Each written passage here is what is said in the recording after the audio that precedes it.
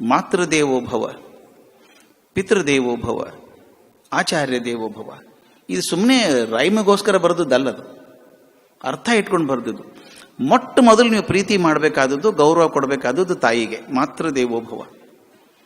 ಯಾಕಂದ್ರೆ ನಮ್ಮನ್ನ ತನ್ನ ಜೀವಕ್ಕಿಂತ ಹೆಚ್ಚಿಗೆ ನಂಬುವಂಥದ್ದು, ಪ್ರೀತಿ ಮಾಡುವಂಥದ್ದು ತಾಯಿ ಜೀವ ಮಾತ್ರ, ಇನ್ಯಾವುದೂ ಅಲ್ಲ.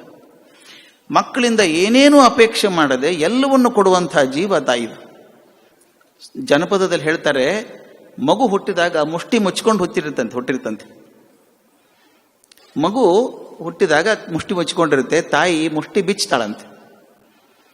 ಅಲ್ಲಿ ಸ್ವಲ್ಪ ಮಣ್ಣಿರುತ್ತೆ ಕೈಯೊಳಗೆ, ತಾಯಿ ತನ್ನ ಸೆರಗಿನಿಂದ ಮಣ್ಣು ಒರೆಸ್ತಾಳಂತೆ.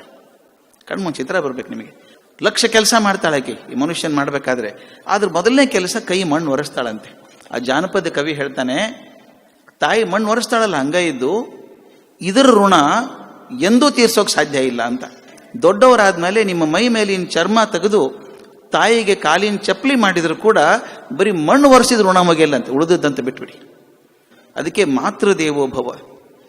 ಯಾಕೊಂದು ಉಪನಿಷತ್ತಲ್ಲಿ ಮಾತು ಬರ್ತದೆ, ದೇವ್ರನ್ನ ನೋಡೋಕೆ ಆಗಿಲ್ಲ ನಮ್ಗೆಲ್ಲ, ದೇವ್ರನ್ನ ನೋಡೋಕೆ ಆಗದೆ ಇದ್ರೆ ಏನೂ ನಷ್ಟ ಇಲ್ಲ, ತಾಯಿನ ನೋಡಿದ್ರೆ ದೇವ್ರು ಯಾಕೆ ಬೇಕು ನಿನಗೆ? ಎಷ್ಟು ಚಂದದ ಮಾತದು.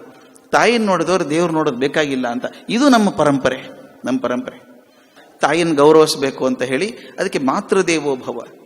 ಆಮೇಲೆ ಪಿತೃದೇವೋಭವ, ಆಚಾರ್ಯ. ಅವ್ರನ್ನ ಕಂಡೆಮ್ ಮಾಡಿಲ್ಲ, ಅದು ಸೆಕೆಂಡು ಥರ್ಡು. ಫಸ್ಟ್ ಪ್ರೈಸ್ ಅದೇ. 100 ಜನ ಶಿಕ್ಷಕರಕ್ಕಿಂತ ಒಬ್ಬ ಗುರು ಶ್ರೇಷ್ಠ, 100 ಜನ ಗುರುಗಳಿಗಿಂತ ತಂದೆ ಶ್ರೇಷ್ಠ, ಆದರೆ 1000 ತಂದೆಯರಿಗಿಂತ ತಾಯಿ ಶ್ರೇಷ್ಠ. ಲೆಕ್ಕ ಹೆಂಗಿದೆ ನೋಡ್ರಿ ಅದು. 1000 ತಂದೆಯರಿಗಿಂತ ತಾಯಿ ಶ್ರೇಷ್ಠ ಅಂತ. ಒಂದು ಕಾಜಿನ ಲೋಟ ಇದೆ ಅಥವಾ ಕಾಜಿನ ಚೂರು ಇದೆ ಮನೇಲಿ, ಅದನ್ನ ಯಾರಾದ್ರೂ ಲಾಕರ್ದಲ್ಲಿ ಇಡ್ತಾರ? ಅಲ್ಲೇ ಬಿದ್ದಿರುತ್ತೆ ಟೇಬಲ್ ಮೇಲೆ, ಅದು ಗ್ಲಾಸ್ ಒಡೆದ್ರೆ ಹೊರಗೆ ಹಾಕ್ತಾರೆ ಅಷ್ಟೇ, ಮತ್ತೊಂದೇನಿಲ್ಲ. ವಜ್ರ ಎಲ್ಲಿ ಇಡ್ತೀರಿ? ಟೇಬಲ್ ಮೇಲೆ ಇಡ್ತೀರಾ? ಲಾಕರ್ದಲ್ಲಿ ಇಡ್ತೀರಲ್ಲ. ಯಾಕೆ? ಯಾವುದು ಹೆಚ್ಚು ಬೆಲೆ ಬಾಳತ್ತೋ ಅದ್ರ ಬಗ್ಗೆ ಹೆಚ್ಚಿನ ಕಾಳಜಿ ಕೊಡಬೇಕಾಗ್ತದೆ, ಅದ್ರ ರಕ್ಷಣೆ ಕೊಡಬೇಕಾಗ್ತದೆ. ಹಾಗೆ ಇಲ್ಲಿ ಹೇಳ್ತಾರೆ, ಒಂದು ಸಂಸ್ಕೃತಿ ಹುಟ್ಟೋದು, ಬೆಳೆಯೋದು, ಮನೆಯಲ್ಲಿ ನಿಲ್ಲೋದು ಹೆಣ್ಣಿಂದಾಗಿ. ಅದನ್ನ ಕಾಳಜಿ ನೋಡ್ಕೊಳ್ರಪ್ಪ, ಎಲ್ಲೆಲ್ಲೂ ಬಿಸಾಕ್ಬೇಡ್ರಿ ಅದನ್ನ. ಬಾಲ್ಯದಲ್ಲಿ ತಂದೆ ಚೆನ್ನಾಗಿ ನೋಡ್ಕೋಬೇಕಾಕೆನ. ಆ ಮಗುವಿಗೆ ಸಂಸ್ಕೃತಿ ಕೊಡಿ ನೀವು. ಒಂದು ಹೆಣ್ಣು ಮಗುಗೆ ಸಂಸ್ಕೃತಿ ಕೊಟ್ರೆ ಒಂದು ಮನೆತನ ಉದ್ಧಾರ ಆಗತ್ತೆ. ಆ ದೃಷ್ಟಿಯಿಂದ ತಂದೆ ತಾಯಿ ಆದವರು ಬರೀ ಅದು ಮಗು ಅಲ್ಲ, ಮುಂದಿನ ಸಂಸ್ಕೃತಿಯ ಬೆಳಕದು. ಆ ಪ್ರೀತಿಯಿಂದ, ವಿಶ್ವಾಸದಿಂದ, ಅಂತಃಕರಣದಿಂದ ಆ ಮಗುಗೆ ಆ ಸಂಸ್ಕೃತಿ ಜ್ಞಾನ ಕೊಟ್ಟು ಬೆಳೆಸ್ರಪ್ಪ ಅಂತ ಮುಂದೆ ಅದು ಗೃಹಿಣಿ ಆಗ್ತದೆ ಅಂತ ಹೇಳ್ಬೇಕು. ಈಗ ಒಂದು ಸಂಸ್ಕೃತಿ ಬೆಳಿಬೇಕಾದ್ರೆ ಒಬ್ಬರಿಂದ ಆಗೋಲ್ಲ, ಮನೇಲಿ ಎಲ್ಲರೂ ಕೈ ಕೂಡಿಸ್ಬೇಕಾಗ್ತದೆ. ಅಕಸ್ಮಾತ್ ಗಂಡ ಏನೂ ಸಹಕಾರ ಕೊಡದೆ ಹೋದರೆ ಆ ಹುಡುಗಿ ಉಸಿರುಗಟ್ಟು ಹೋಗ್ತದೆ. ಹಂಗಾಗಬಾರ್ದು. ಗಂಡ ನೋಡಪ್ಪ, ಯಾವುದೋ ಮನೆ ದೀಪ ನಿಮ್ಮ ಮನೆಗೆ ಬಂದಿದೆ. ನಾನು ಎಷ್ಟೋ ಸಲ ಆರ್ಟಿಕಲ್ ಅಲ್ಲಿ ಬರೆದಿದ್ದೆ, ಹ್ಯಾಟ್ಸ್ ಆಫ್ ಟು ಇಂಡಿಯನ್ ವುಮೆನ್ಹುಡ್ ಅಂತ. ಯಾರ್ದೋ ಮನೇಲಿ ಹುಟ್ಟಿದ ಹುಡುಗಿ, ಯಾರೋ ತಂದೆ, ಯಾರೋ ತಾಯಿ, ಯಾರೋ ತಮ್ಮ, ಅಣ್ಣ, ಈ ಒಬ್ಬ ಮನುಷ್ಯನ ನಂಬ್ಕೊಂಡು ಬಂದ್ಬಿಡುತ್ತಲ್ಲ ಮನೆ ಬಿಟ್ಟದು. ಒಬ್ಬ ಗಂಡಿನ ನಂಬ್ಕೊಂಡು ಆ ಇಡೀ ತನ್ನ ಮನೆತನದ ಪರಿಸರ ಬಿಟ್ಕೊಂಡು ಬಂದು ಈ ಮನೇಲಿ ಕೂತ್ಕೊಂಡ್ಬಿಡುತ್ತಲ್ಲ. ಮದುವೆ ಆದ ಸ್ವಲ್ಪ ದಿವಸ ಎಳಿತದೆ, ತವ್ರ ಮನೆ ಹೋಗ್ಬೇಕು ಅನ್ಸುತ್ತೆ. ಒಂದು 5 ವರ್ಷ ಹೋಗ್ಲಿ, ಅಪ್ಪ ಫೋನ್ ಮಾಡಿದ್ರೆ ಅದೇ ಮಗು ಹೇಳುತ್ತೆ, ಅಪ್ಪ ಇಲ್ಲಿ ಬಹಳ ಕೆಲಸ ಇದೆ, ನನ್ನ ಮನೆ ಕೆಲಸ ಬಿಟ್ಟು ಬರೋಕ್ಕಾಗಲ್ಲ. ಅಲ್ಲ, ಇದು ತನ್ನ ಮನೆ ಆಯ್ತು. ತಾಯಿ ಮನೆಗೆ ಹೋಗಲ್ಲ ಹೆಣ್ಮಕ್ಳು, ಇಲ್ಲ ತುಂಬಾ ಕೆಲಸ ಇದೆ, ಮಕ್ಕಳದೆಲ್ಲ ಸ್ಕೂಲೆಲ್ಲ ಇದೆ, ಹೋಗೋಕ್ಕಾಗಲ್ಲ. ಇದು ತನ್ನ ಮನೆ.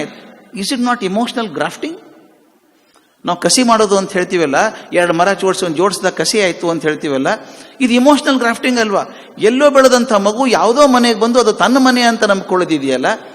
This is possible only for a Indian woman. It's amazing capability. ನಿಮ್ಮ ಮನೆಯಲ್ಲಿ ಹಿರಿಯರ ಅಜ್ಜಿ ಇದ್ರೆ, ನಿಮ್ಗೆ ಅನುಭವ ಇರುತ್ತೆ, ಮನೆಯಲ್ಲಿ ಅಜ್ಜಿ ಇದ್ರೆ, ಮಕ್ಕಳು ಪುಣ್ಯವಂತರು ಅಜ್ಜ ಅಜ್ಜಿ ಇದ್ರೆ ಮನೆಯಲ್ಲಿ, ಮೊಮ್ಮಕ್ಕಳಿಗೆ ಅಜ್ಜ ಅಜ್ಜಿ ಹೇಳುವಷ್ಟು ಸುಲಭವಾಗಿ ಯಾರು ಹೇಳಕ್ ಸಾಧ್ಯ ಇಲ್ಲ, ಗೊತ್ತಾ?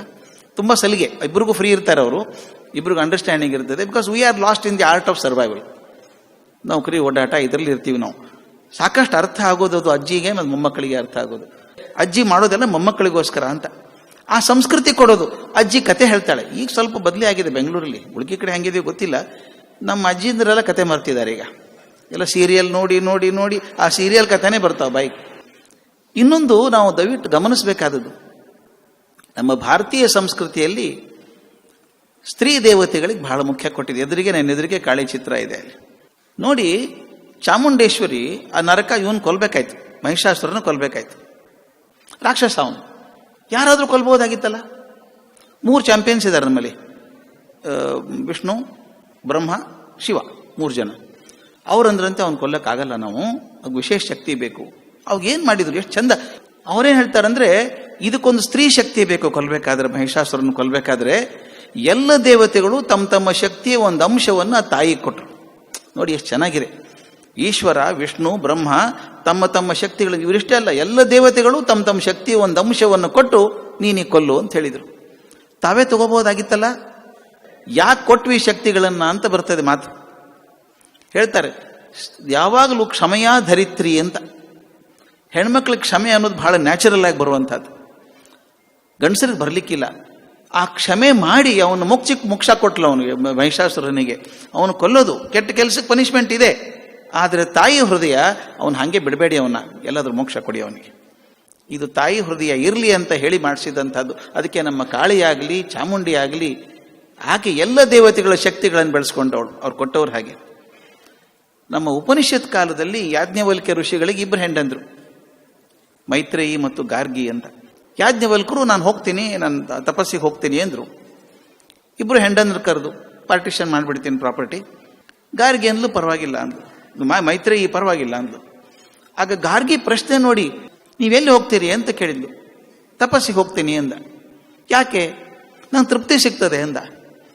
ಇಷ್ಟೊಂದು ಆಸ್ತಿ ಗಳಿಸಿಟ್ಟಿದ್ದೀರಿ ನೀವು, ಸಾಕಷ್ಟು ಆಸ್ತಿ ಇತ್ತು ಯಾಜ್ಞವಲ್ಕರಿಗೆ. ಇದು ಗಳಿಸಿದ ಮೇಲೆ ಇದಕ್ಕಿಂತ ಹೆಚ್ಚಿಗೆ ತೃಪ್ತಿ ಸಿಗ್ತದೆ ಅಂತ ಅನ್ನೋದಾದ್ರೆ ಆಸ್ತಿಕ್ಕಿಂತ ಮುಖ್ಯವಾದದ್ದು ಇರಬೇಕಲ್ಲ ಅದು. ಆಸ್ತಿಯನ್ನು ಬಿಟ್ಟು ನೀವು ಅಲ್ಲಿ ಹೋಗ್ತೀರಿ ಅನ್ನೋದಾದ್ರೆ ಆಸ್ತಿಕ್ಕಿಂತ ದೊಡ್ಡದಾದದ್ದಿರಬೇಕು. ಹಂಗನ ದೊಡ್ಡದೇ ಕೊಡಿ ನನಗೆ ಅನ್ಲಿಕ್ಕೆ, ಸಣ್ಣದಾಗಿ ತಗೊಳ್ಳಿ ನಾನು. ಎಷ್ಟು ಚಂದದ ಮಾತದು. ನೀವು ಬೇಡಾದಂತಹ ಆಸ್ತಿಯನ್ನು ಬಿಟ್ಟು ಹೋಗ್ತಾ ಇದ್ದೀರಿ, ನನಗೆ ಈ ಆಸ್ತಿ ಬೇಡ. ನೀವು ಯಾವುದನ್ನು ಪಡ್ಕೊಂಡ್ರೆ ಆಸ್ತಿಕ್ಕಿಂತ ದೊಡ್ಡದು ನಿಮಗೆ ಅನಿಸಿದೆಯೋ ಆ ತಪಸ್ಸನ್ನು ನಾನು ಕೊಡಿ, ನಾನು ನಿಮ್ಮ ಜೊತೆಗೆ ಬರ್ತೀನಿ ಅಂತ. ಆಕೆ ಚರ್ಚೆ ಮಾಡುವಂಥ ವಿಚಾರ ನೋಡಿ ಸ್ವಾಮಿ ಯಾವ ಮಟ್ಟದ್ದು ಅಂತ. ಇದು ನಮ್ಮ ಪಾತ್ರ, ನಮ್ಮ ದೇಶದವ್ರು, ನಮ್ಮ ಪರಂಪರೆಗೆ ಸೇರಿದವರು.